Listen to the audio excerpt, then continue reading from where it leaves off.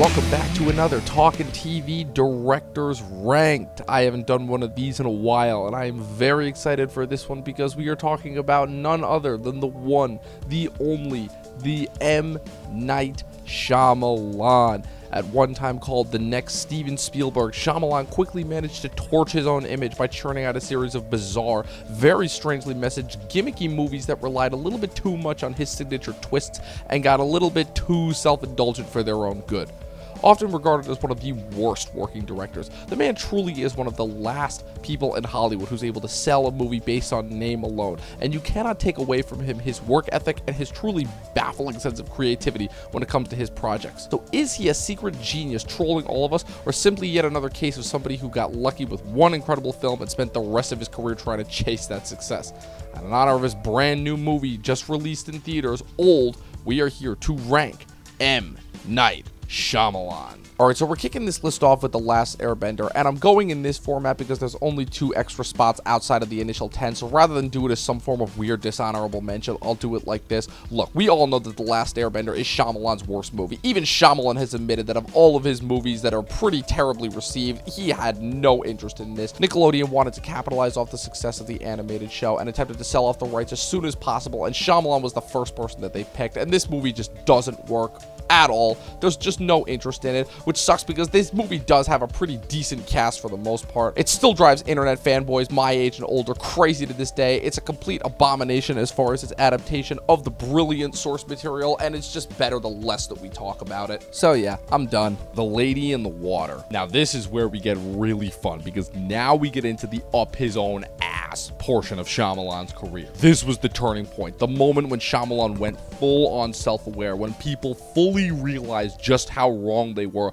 in lauding him as the next great creative, where the machine gained sentience. This movie is him attempting to do Campbell's hero's journey with himself as the secret savior, the moment when he truly thought he was God's gift to the screenwriting and movie world. And I don't think I've ever seen an exploration of an artist's inner psyche quite as bafflingly confusing as this. It results in a 2-hour-long movie where Paul Giamatti shambles around as a hotel manager, takes in a homeless girl pretending to be some secret water fairy from a fairy tale that he's heard from some of his tenants, and then spends the rest of the movie trying to protect her from a giant CG wolf until some eagle comes to collect her, all while the residents of the hotel are revealed to be different figures that play a part in writing the story. It's adaptation done horribly wrong. Oh, and Shyamalan himself, in his latest cameo, actually portrays a writer who said water nymph states will eventually influence the world. And the only person that dies in this movie is a movie critic. I feel like I don't need to go any more in-depth than that. There's some creativity here, but it's completely misdirected at all of the wrong people and things, and I'm not quite sure if it really ever did have promise. But the parts that are fascinating are certainly fascinating, if not for all of the wrong reasons. It's not a good movie, and quite frankly, if anyone is able to get anything out of this, it is I commend them for it. But it's certainly still worth watching as a part of a very interesting filmography. Glass. Oh, this movie pisses me off the more that I think about it because Split was so awesome and this movie was just terrible. I can't even call Shyamalan misguided with this movie because I get where he's coming from, and he released it at the perfect time in January of 2019, the end-all be-all that ultimately proved that superheroes were at the forefront of our culture. Just action is necessary for storytelling in physical form, and this was the opposite of that. This was in action this entire film. It starts with enough promise, seeing the confrontation of the characters set up from the first 2 films with David Dunn on the hunt for Kevin Wendell Crumb, aka the Horde, only for the 2 of them to get caught and locked away in some unknown mental institution along with Mr. Glass, where they proceed to spend the next hour in a weirdly lit room with Sarah Paulson attempting to convince them that their superpowers are nothing more than an extension of their own mental illness. It plays out like yet so many of other Shyamalan's plots, having a really interesting setup and a halfway thought out idea, only to completely flub the ending with some half-baked message and a lot of really terrible expository dialogue. This movie is a miserable excuse for self-indulgence and sends out these three really well set up and fleshed out characters in the worst ways possible. It has no idea what it's trying to say, and what's worse, it proved us all seemingly right that Shyamalan was a one-trick pony with all the things that we've been accusing him of. Self-indulgence, thinking he's smarter than he really is, and just ultimately failing to deliver on the awesome goods that he set up. It's one thing when you have an out-of-the-box surprise superhero hit, but here, his attempt to go for another directly subversive superhero movie is a big miss. After Earth, the only movie that can't be entirely blamed on Shyamalan. Does that make it better or worse? The movie has a pretty cool setting and backdrop, but this was still in that strange time period between the late 2000s and early 2010s when Will Smith was trying to show off his relationship to his son Jaden, and that resulted in this movie. Why these celebrities keep going to M. Night Shyamalan, I have no idea. But the film is a very strange mix between the father-son bonding experience of the Smiths and Shyamalan's weird, nature-centric messages, with the film taking place 1,000 years in the future when humanity has abandoned Earth, only for Will and Jaden's father-son characters Cypher and Katai rage to crash land on the planet and have to survive against nightly deep freezes and large animals and aliens that can smell fear. It's less Dune and more so The Hatchet, but this movie commits the cardinal sin of having all of its futuristic characters be these emotionless blobs. Tell me I'm off with my Lucas comparisons. And any residual warmth from them is quickly lost, making this another CG-filled, overly annoying, overly expository mess. It doesn't work as a good action or a good sci-fi film, and the worst part is that it doesn't even feel like a Shyamalan film. Signs. So this is where they got the idea for that one Rick and Morty episode. Talk about a movie that has aged horribly. It's not that the film is bad because of its ideas, quite the opposite, as is usually the case with Shyamalan's movies. He's a director who, when he has an idea, man, he manages to lock onto a great one. The idea of mixing aliens into almost this superstitious, outlying force and have them provide this perfect aura and contrast to the crisis of faith being experienced by the main character, a preacher. Sci-fi and religion, whenever crossed in media, are usually handled horribly, but Shyamalan handles both tones seamlessly here like a pro. It's ultimately a film, however, that, like most of Shyamalan's other movies, completely lags under the weight of its own supposed self-importance, because as was written in an article that I've read recently, the last 20 minutes are almost a completely separate movie as far as just how far they derailed this movie for all intents and purposes. And not just because of the stupid, dumb, water killing them twist. If anything, he almost realized that halfway while he was writing it in an attempt to address that by having them leave the planet in the third act, and just having it come down to this really shitty, low-budget, awful-looking CG, like, home invasion-esque thing with the alien attempting to kidnap the weird, almost alien kids. Oh, and Joaquin Phoenix is there, and he swings a baseball bat. It's really weird. It's on the nose. It kind of loses sight of what it's trying to go for, and at the end of the day, it doesn't work. And it's strange to me how this is still one of the better received Shyamalan movies, because while we weren't quite at the point of no return for him yet, the signs quite literally were right there. The Happening. Oh, The Happening.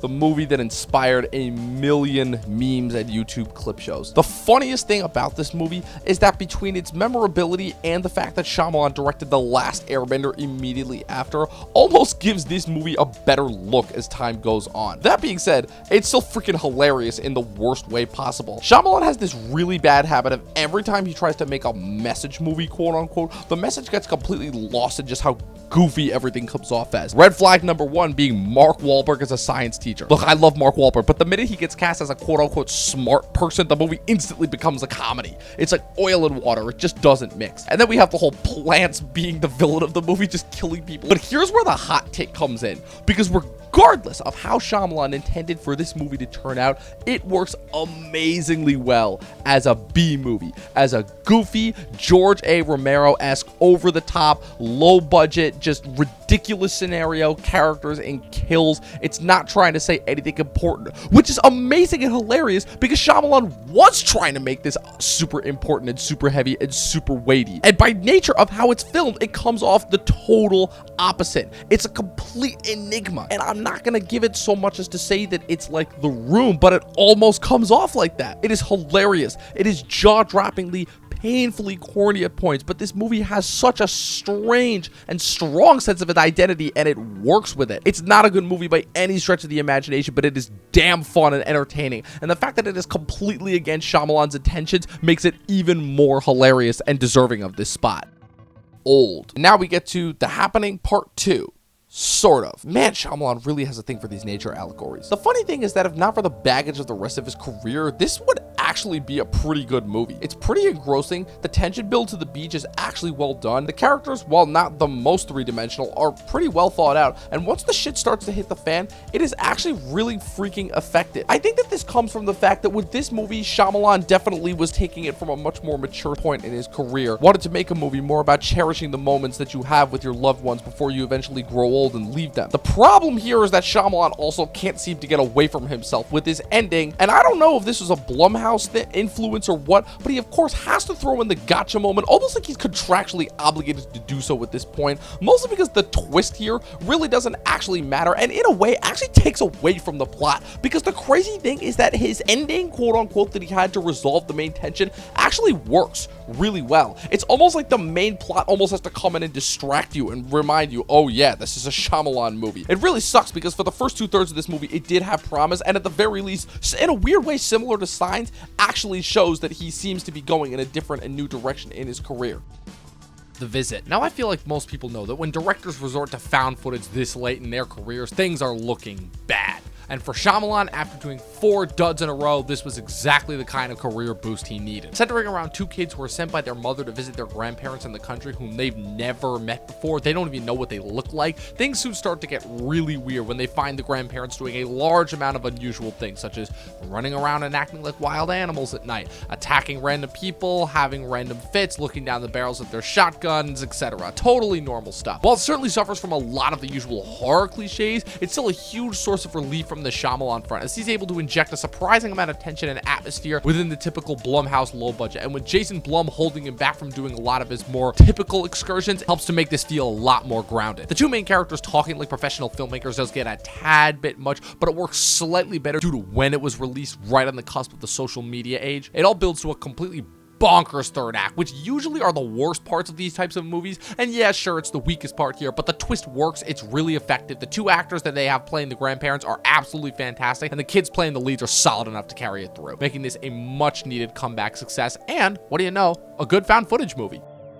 The Village. Okay, I'm gonna go out on a limb here and say that this one did not deserve the hate. It was still in that string of movies where Shyamalan had an ounce of emotion left to give his characters, and he channels the rest of his weird, creepy, atmospheric tones into the setting, which, at least for a while, really works. The story of a group of people supposedly living in the late 19th century in an isolated village in the middle of the woods while being terrorized by strange creatures doesn't exactly sound like the most engaging or entertaining story, but the creepy atmosphere and sense of dread and mystery surrounding it makes this one into a really engaging and unexpected thrill ride. Normally, Shyamalan's characterizations are annoying and distracting, but here, they fit right into this weird, out-of-place organization. And what's even crazier is that the film actually goes the extra mile and expects us to sympathize with a group of characters that are dealing in deception for the simple fact of preserving some sense of residual innocence in the further and further encroaching modernity that seems to be stripping away all values. It's certainly a hard idea to put forward, but Shyamalan really does his best here, and while not all of it works, the parts that do are really freaking effective.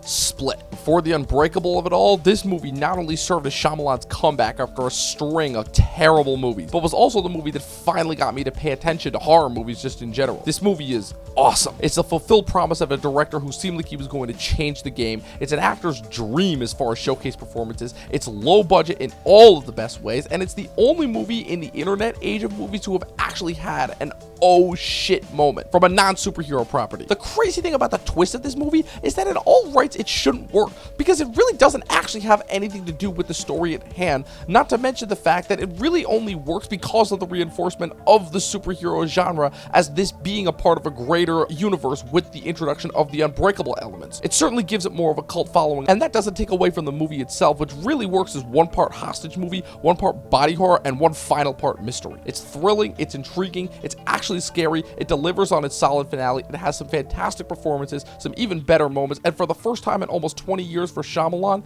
even though he had Glass to follow it up, it still proved that the man of twist had chops left to show.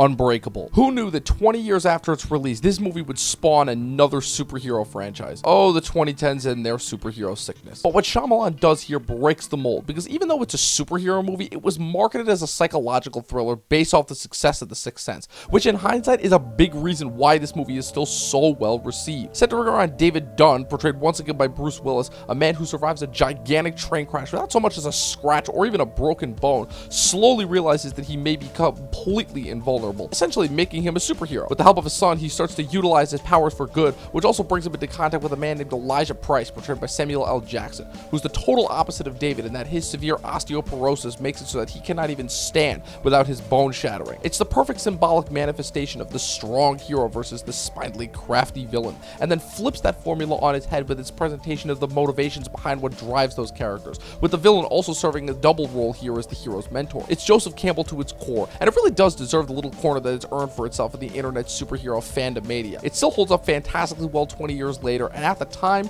it showed that Shyamalan was a hot young director certainly worth following.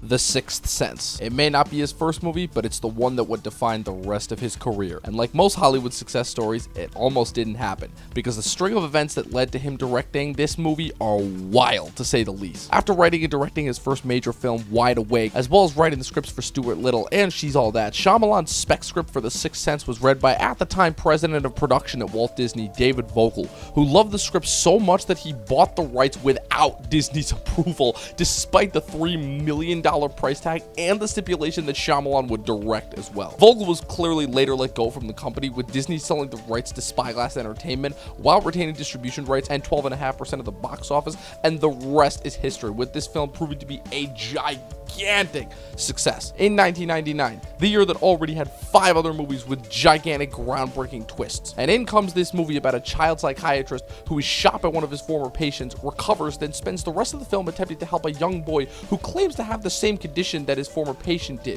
which is the ability to see and communicate with the dead, only for, gasp, spoilers, he's been dead the entire time. This film was an international and cultural phenomenon, inspiring countless parodies and imitators and catapulting Shyamalan into superstardom. The only problem being that, of course, he gained so much success in such a short amount of time that it all went to his head, and he completely became a carte blanche director in the worst ways possible. Even though it may seem like overselling it today, people really will never realize just how much of an impact this twist and this movie had, because, not to sound too much like a boomer, but they really don't make them like they used to. It's an engaging story that has so many incredible moments and messages about lost loved ones, letting go, and coming to terms with trauma, all wrapped up in such a perfect, neat little bow, with the twist serving as the final cherry on top. It's Shyamalan's best film, it always will be. It gave him the rest of his career, and the rest, as they say, is history. And that is it. That was M. Night Shyamalan Ranked. An interesting director, but a problematic one, to say the least, but I think it's still worth noting that he definitely, I feel, has a few good films left in him. So what did you guys think? What is your ranking of M. Night Shyamalan's filmography? Are you mad that I didn't rank Praying with Anger or Wide Awake as other 2 movies? Whatever your thoughts are, leave them in the comment section below. Be sure to click the like button and the subscribe button, and follow us on the rest of our content on our Facebook and